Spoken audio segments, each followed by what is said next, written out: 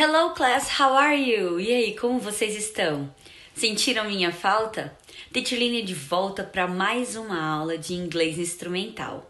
Estamos trabalhando já muita coisa, já terminamos estratégias de leitura e agora vamos começar a ver outros conteúdos. Estão prontos? Vamos lá!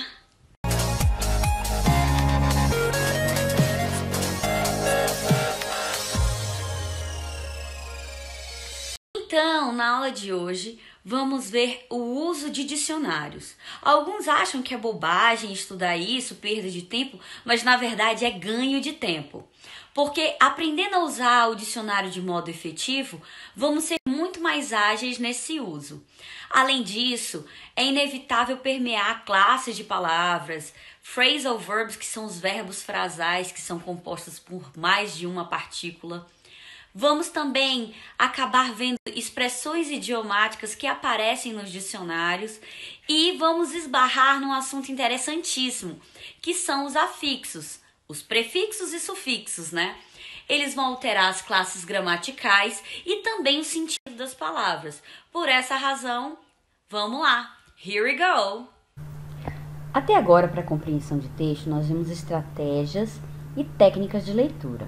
Muitas vezes, para compreender o significado das palavras, nós fizemos inferência, nós fizemos predição, nós usamos a lógica ou nosso conhecimento prévio para tentar compreender as palavras cognatas, falsocognatas, entender o contexto das palavras, o contexto das frases. Mas muitas vezes a gente não consegue compreender o contexto das palavras e nem o significado, especialmente quando não tem tantas cognatas ou palavras conhecidas. E é necessário recorrer ao dicionário. Aí eu pergunto para vocês sabem realmente usar o dicionário? Vocês entendem o que significa cada tópico, cada símbolo daqueles, para poder usar de modo eficiente, para compreender melhor o dicionário? Esse é um ponto. Outro ponto é para conhecer a construção das palavras. Se nós conhecemos a formação das palavras, fica muito mais fácil compreender o significado. Porque às vezes a gente sabe o significado de uma palavra, mas quando a gente adiciona um prefixo ou um sufixo, aquele significado muda. Então, se a gente conhecer o que significa cada partícula, fica muito mais simples compreender o significado das palavras. Desse modo, a aula de hoje é sobre o significado das palavras. E aí eu acabei de, inclusive, perguntar se vocês realmente sabiam usar o dicionário, né? Vocês sabem manusear o dicionário de inglês corretamente? No IFP a gente tem vários. A gente tem o Longman, tem o Collins, tem o Oxford, tem o Larousse. E aí eu pergunto, vocês têm dicionário de inglês em casa? Se vocês tiverem, vamos procurar o significado da palavra book. Vamos ver quantos elementos desses vocês encontram no dicionário de vocês. Então vamos procurar a palavra book no dicionário.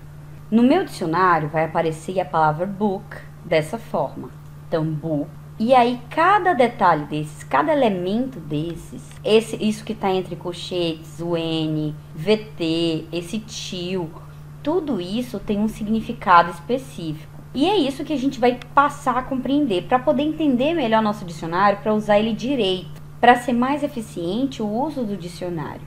Por exemplo, aqui eu tenho uma pronúncia do inglês. Então, como é que é o som? Book. Então, eu tenho a tradução fonética, tá, gente? Assim como eu tenho a tradução para o português. Então, tem a palavra em inglês, tem a pronúncia.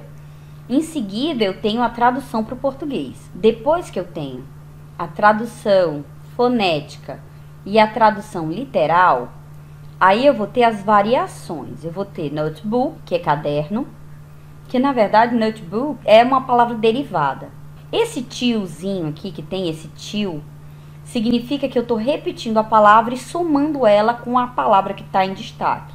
Então, o tio vai significar que eu escrevi book mais o case. Então, bookcase significa estante de livros. Para não ter que repetir a palavra book de novo. Então, novamente eu tenho o tio, que significa book, mais seller. Bookseller significa livreiro ou vendedor de livros. Depois eu tenho book mais store, que vai ficar bookstore, que é a livraria. A loja de livros é a livraria. E assim continuamos. Então, Todas as palavras que são formadas inicialmente com a palavra book, bookcase, bookseller, bookstore, vão estar destacadas dessa forma. O tio, mais a palavra que está em destaque, que a gente vai somar, tá?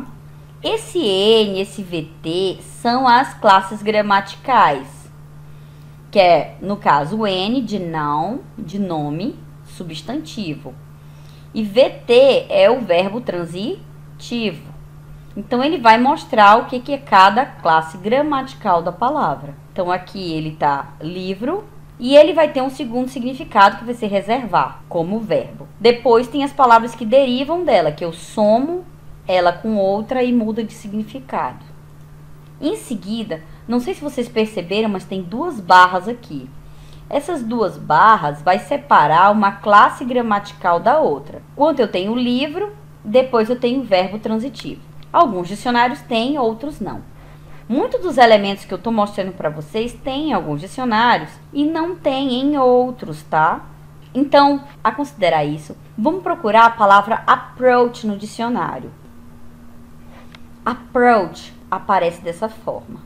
Aí eu tenho a tradução fonética, tenho os significados aqui, tá? Não sei se vocês perceberam, mas a gente vai ter novos elementos nessa palavra. Tem esse ponto e vírgula, tem numeração que não tinha antes. Então, vamos começar. Por exemplo, esse ponto e vírgula mostra onde é que está a sílaba tônica. Onde é que é o ponto mais forte da palavra approach. Então, tá no pro. Approach. Então, é nesse PR que tá o ponto mais alto da palavra, de som. Approach. Eu tenho um pontinho aqui, quando eu escrevo approach, que é a palavra inteira, entre dois P's. Isso significa que essa palavra, ela se separa aqui. Então, é como se eu estivesse separando silabicamente. Em português, a gente separa as sílabas, não é isso? Em inglês, a gente também separa, só que a separação silábica em inglês é diferente da de português. E não faz muito sentido na cabeça da gente, a separação silábica de língua inglesa, tá? Por isso que quando a gente precisa separar uma palavra de língua inglesa, para fazer separação silábica, não façam como a gente faz em português. Olhem no dicionário. Veja se o dicionário, quando apresenta as palavras, ele vai apresentar essas palavras com um pontinho, que isso mostra que ele separa as sílabas, para poder vocês se guiarem, para não separar a palavra no seu trabalho, no seu texto, incorretamente. Além disso, não sei se vocês percebem que tem o F e o M. Isso marca gênero, se é feminino ou masculino. Aproximação, feminino. Acesso é uma palavra masculina, passagem é feminino. Então, alguns dicionários marcam o gênero, masculino ou feminino.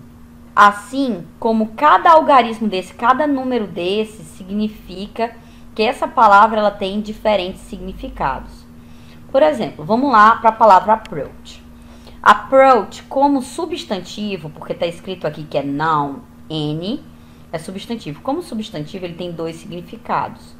Aproximação ou acesso, passagem. Então, approach é uma palavra que, como substantivo, pode ter dois significados. Aí eu tenho as duas barras que significam que eu estou mudando a classe gramatical. Que de substantivo de noun eu passo para verb. Então, de substantivo eu passo para verbo. Como verbo, approach tem três significados diferentes.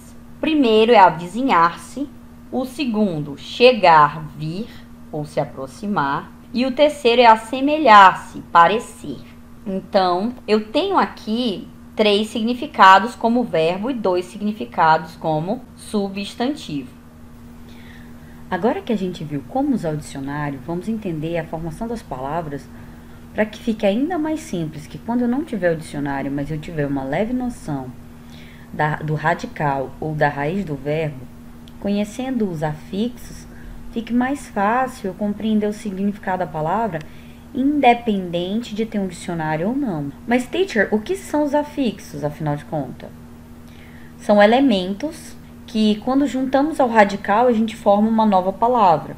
E aí, cada elemento desse em inglês, ele faz com que a palavra deixe de ser um substantivo para virar um verbo, às vezes um substantivo para virar um advérbio, vai depender da partícula utilizada. Para virar um adjetivo. Os afixos se classificam em prefixo e sufixo, tá? O prefixo é o que vem antes do radical, é o que vem antes da palavra base. E ele vai alterar o significado. O sufixo, ele vem depois do radical, vem depois da palavra base. E ele vai alterar a classe gramatical ou o significado da palavra que ele se agregou. Então, aqui, ó, eu vou ter um que só muda o sentido e o outro que muda o sentido e a classe gramatical. Então, vocês veem que o sufixo ele tem um impacto maior na palavra, tá? Por exemplo, a palavra success. Success vem de sucesso, é um cognato. Como success sozinho, ele é um substantivo. Quando eu acrescento a partícula full, eu já transformo ele. Full foi acrescentado no final. Se foi acrescentado no final, significa dizer que é um sufixo. Esse sufixo full, ele vai dar uma ideia de bem-sucedido. Só que o full, ele converte qualquer substantivo em adjetivo. Então, success, sucesso. Successful é que é cheio de sucesso, então é bem-sucedido, virou adjetivo. Então, todas as vezes que vocês virem uma palavra que termina com full, vocês já sabem que é um adjetivo, que dá uma ideia de cheio daquela coisa, cheio de sucesso nesse caso. Por exemplo, successfully. O ly, ele faz com que essa palavra se transforme em advérbio. Ou seja, já transformou a palavra para outra classe gramatical. E o ly, ele vai dar uma ideia de modo que ou mente. Então, sucessivamente, primeiramente, o ly, ele vai dar esse impacto e transformar. Quando a gente traduz a palavra, é como se a gente estivesse acrescentando o sufixo mente na palavra. Carinhosamente, vai ser isso, de modo carinhoso, de modo com sucesso, de modo bem sucedido. No caso de successfully. Com a palavra danger, por exemplo. Danger significa perigo. Então, ele como substantivo é perigo, danger. Dangerous, que eu acrescento OUS, já transforma ele em adjetivo, ou seja, muda a classe de palavras. Então, dangerous já é uma pessoa ou uma coisa perigosa. É um adjetivo que qualifica aquela coisa ou pessoa. Dangerously já vai ser um advérbio. O ly vai transformar aquele adjetivo em um advérbio. Então, se era perigoso antes, agora é perigosamente, ou de modo perigoso. E endanger, quando eu acrescento antes da palavra, é um prefixo. Endanger vai dar uma ideia de pôr em perigo. Então, eu tenho um verbo. Danger é perigo. Endanger é pôr em perigo. Mais outro exemplo, tá? Com a palavra use. Use é o uso. E aí, nesse caso, ele é um substantivo. Mas use também pode ser um verbo. Então, o verbo usar ou costumar, de ter costume de fazer algo. Useful, sempre que eu acrescento a palavra full, eu estou dizendo que ele é cheio de alguma coisa, eu estou qualificando ele. Então, eu transformei aquela palavra em um adjetivo. Então, uma coisa que é cheio de utilidade, cheio de uso, é uma coisa útil. Então, é um adjetivo. Usefully, quando eu acrescento a partícula ly, eu transformo aquela palavra em advérbio. E ly dá a ideia de modo que ou mente, né? Como se eu acrescentasse o sufixo mente. Então, usefully é um advérbio que vai ser utilmente ou de modo útil. Useless, se full ele enche de algo, less ele subtrai. Então, useful é o que é cheio de uso. Useless, ele que tem menos uso. Então, uma coisa que não tem uso é uma coisa inútil. Então, full, ele vai acrescentar a mais. E less, ele vai subtrair. Então, ele vai negativar aquela coisa. Então, useful, útil. Useless, inútil. Uselessly, de adjetivo, se transforma em advérbio, porque o ly vai dar uma ideia de modo que, ou acrescenta o sufixo mente. Então, uselessly vai ficar inutilmente. Então, assim, reconhecer os prefixos e sufixos é importantíssimo para que a gente consiga entender ou deduzir o significado das palavras. Porque, às vezes, por exemplo, vocês entendem a palavra sem aquela partícula, sem aquele afixo. Mas quando eu acrescento o afixo, eu já não sei mais o que é. Como assim, teacher? Não sei mais o que é.